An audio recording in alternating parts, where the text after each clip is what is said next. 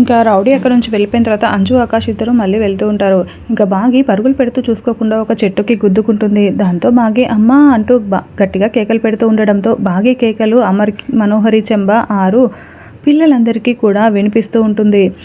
మనోహరి ఒక్కతే చాలా సంతోషపడుతూ ఉంటే ఎక్కడ వాళ్ళక్కడ నిల్చొని బాగి కేకలు ఎక్కడి నుండి వినిపిస్తున్నాయా అని వింటూ ఉంటారు. బాగి ఏమో విలవిలలాడిపోతూ అమ్మ అమ్మ అని కేకలు పెడుతూ ఉంటుంది. ఇంకా అప్పుడే కడుపులో ఉన్న బిడ్డ అమ్మ నేనోకే, నాకేమీ కాలేదు, నువ్వు జాగ్రత్త అమ్మా అని చెప్తూ ఉంటుంది. నువ్వు బాధపడకమ్మా అని బేబీ చెప్తూ ఉంటే బాగి అంటూ అమర్, పిల్లలు మిస్సమ్మ అంటూ పిల్లలు బాగి ఉన్న వైపు వెతుక్కుంటూ వస్తారు. గుప్తా గారు నా చెల్లికి ఏమైంది అని ఆరు టెన్షన్ పడుతూ ఉంటే అవును బాలిక, నీ సహోదరి ప్రమాదంలో ఉన్నట్లుంది, వెళ్ళి చూద్దాం పదా అని గుప్తా గారు చెప్తూ ఉంటారు.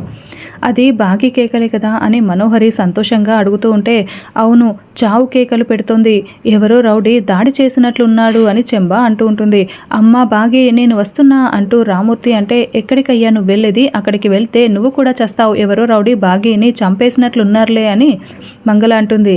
లేదు నా కూతుర్ని నేను కాపాడుకోవాలి, నువ్వు రాకపోతే నేను వెళ్తానే అని రామూర్తి మంగళని చీకొట్టి పరుగులు పెడుతూ ఉంటాడు.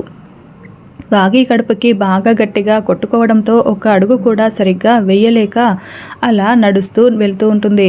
అయితే అప్పుడే రౌడీ ఏయ్ దొరికావే అంటూ వెనక వైపు నుండి కత్తి పట్టుకొని పొడవడానికి వస్తూ ఉంటే అప్పుడే ఒక పులి వీళ్ళిద్దరిపై దాడి చేయడానికి అడుగులు వేస్తూ వస్తూ ఉంటుంది. పులి గాండ్రింపు విన్న రౌడీ అమ్మో పులి అని తన చేతిలో ఉన్న కత్తి అక్కడ పడేసి పరుగులు పెడుతూ పారిపోతూ ఉంటాడు. ఇంకా అప్పుడు బాగి పరుగులు పెట్టి పారిపోతూ ఉంటే ఇంకా వాడిని చూస్తూ వెనుక వస్తున్న పులిని కూడా చూస్తూ భయపడుతూ టెన్షన్ పడుతూ ఉంటుంది. పులి బాగి మీదికి వస్తూ ఉంటే బాగి అడుగులు వెనక్కి వేస్తూ ఉంటుంది.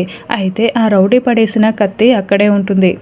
కత్తి వైపు చూసుకుంటూ మెల్లమెల్లగా అడుగులు వేసుకుంటూ పులిని గమనిస్తూ ఉంటుంది.